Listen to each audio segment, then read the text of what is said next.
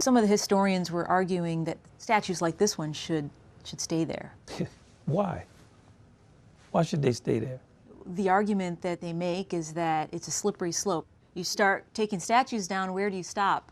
Okay, that same argument could be made about integration. It could be made about women's rights. It's a slippery slope. That's always the argument that's made. And the whole thing about it's our history, everything is our history. Them putting it up as our history, us taking it down is our history. That is our history. That's part of history too. Everything we do is a part of our history. Right. There are things you did that you will not do again. You can't eradicate it from your life, but you damn sure don't have to celebrate it. And what he did was not worthy of celebration in the city of New Orleans. Robert E. Lee. The person who led the Confederate forces against the armies of the United States of America, and they lost. They lost.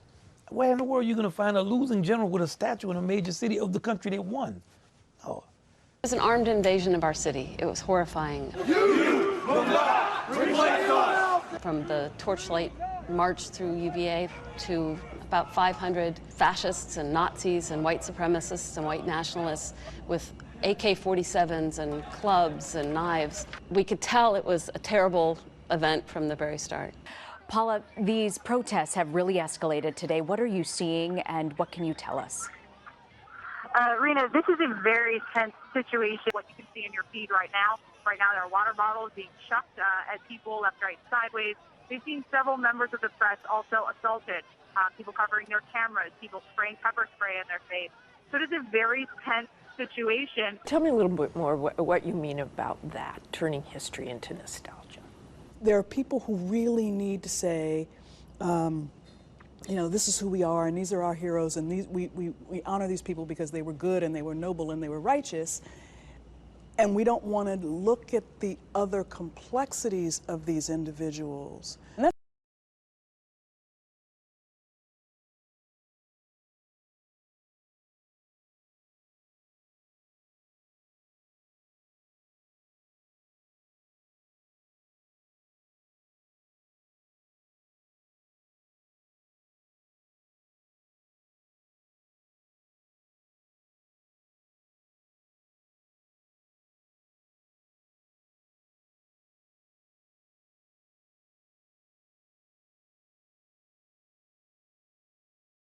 So talk a bit about those monuments. What do you do now? I requested that they actually provide context to the monuments, explain them who these individuals were, or how they got there, and why they were put there. And I thought these would be tools to teach and enlighten.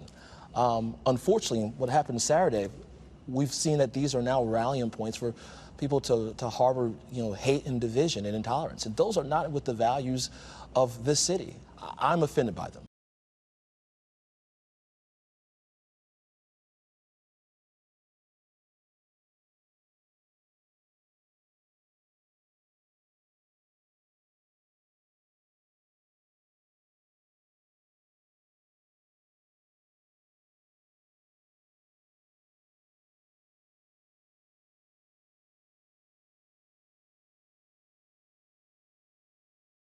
Is there a way to view those monuments that's not viewed as racist? I mean, well, clearly there are, because there are people who don't view them as racist. They view them as symbols of a virtue. They view them as a memorial to a sacrifice that people made for their homes. I mean, clearly that's a part of the narrative. They do tell us a lot of interesting stories if we're willing to hear them.